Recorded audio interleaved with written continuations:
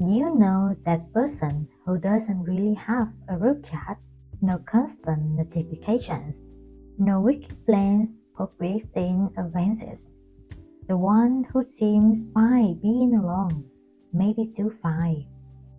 People love to assume things about them. They must be awkward, probably antisocial. Something's wrong. But here's the thing most people never stop to consider. What you having few or no friends isn't a failure, but a consequence. Picture this. It's a Friday night. The world is cloud, busy, posting stories of clinking classes and crowded tables. Meanwhile, this person is at home, lights glow, phone face down, not lonely in the dramatic sense, just quiet, thinking, observing. And no, it isn't about being better than everyone else. It's about a nervous system, a history, and a way of moving through the world that doesn't fit neatly into the real photos. Before we label them, before we try to fit them, it's worth asking a general question. What actually happens inside the mind of someone who walks mostly alone? Let's clear something up first. Having few or no friends is not the same as hating people. In fact, many people with small social cycles don't dislike others at all. They just experience connection differently. For some, it starts early. They were the kid who fell out of singing group settings, not louder or quieter, just elsewhere. While others only overshare interests, they notice patterns, power dynamics, who spoke and who was interrupted, who laughed because it was funny, and who laughed to belong. Over time, this kind of awareness changed you. It makes social space feel less like comfort and more like performance. Psychologically speaking, the human brain is wired for connection, but not all connection feels safe. Research on attachments and social processing suggests that people who learn only on that closeness comes with misunderstanding, emotional costs, or unreadability often become highly selective later in life, not avoidant, selective. Think about it. If every interaction requires translation, explanation, or self-editing, solitude starts to feel like relief, not punishment. People with few friends often have an unusually high sensitivity to emotional noise. Small talk trains them. Forced association exhausts them. Group dynamics, the subtle competition, the unspoken hierarchies, registerless background stress. It isn't fragility, it's attunement. The nervous system picks up more data than it needs. Tone shifts, micro expressions, the moment when a conversation turns performative instead of real. So while others feel energized by crowds, they feel older exposed. And here's the paradox. They are often deeply empathetic. They notice who's being left out.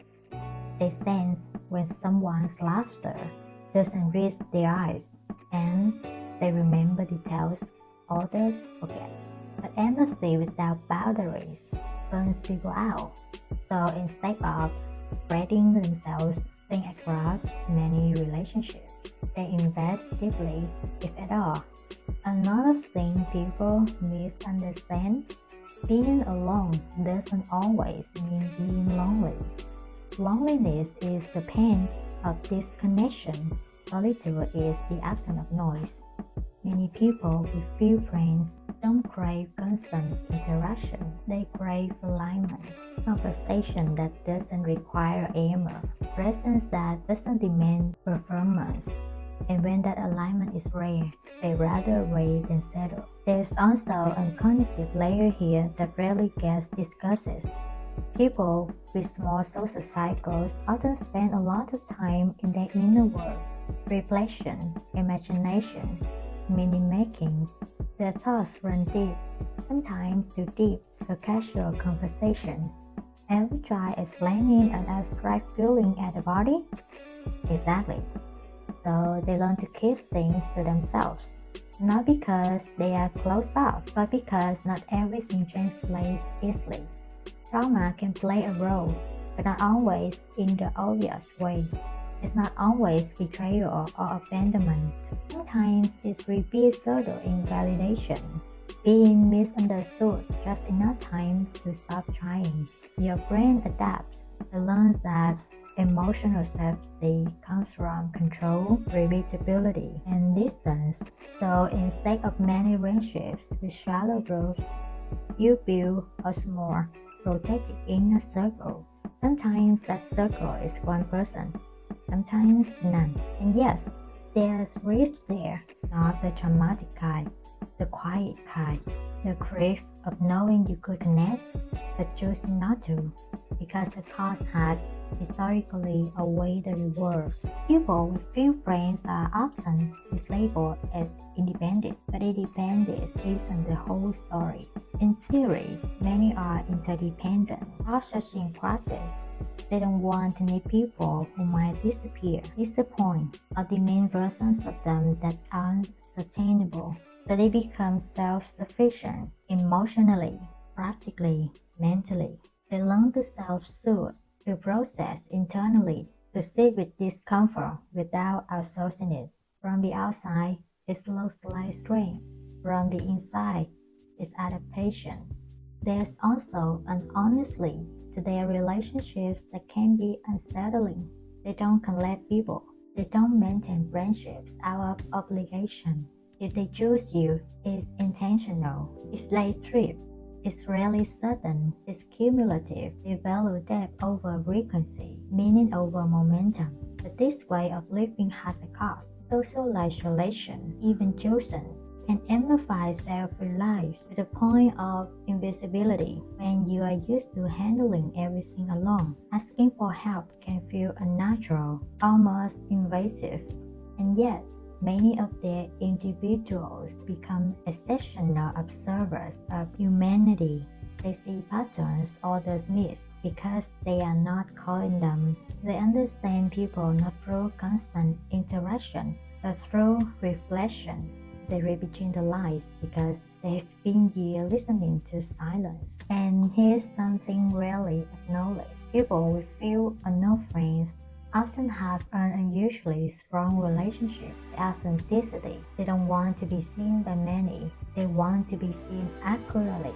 So they wait. They wait for conversations that feel real, for people who don't rush them, for connections that don't require shrinking or exaggerating who they are.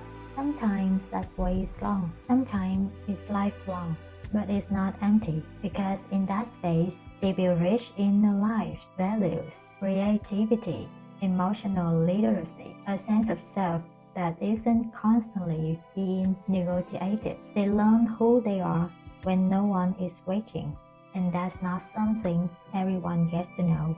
There is a quiet dignity in people who work with few companions, not because they are above connection, but because they understand its weight. They know that relationships shape you, that every bond leaves a mark, that they choose carefully, not out of fear, but out of respect for themselves and for others.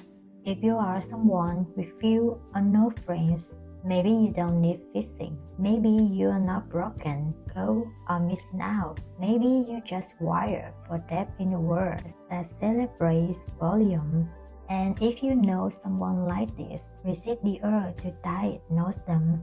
Instead, notice how they listen, how they show up quietly, how they offer presence without spectacle. Some people are social by nature, others are relational by intention. Neither is superior. They are just different ways of surviving, sensing, and staying human. So if this resonates with it, you don't need to change anything tonight. Just let the understanding settle. Sometimes clarity is enough.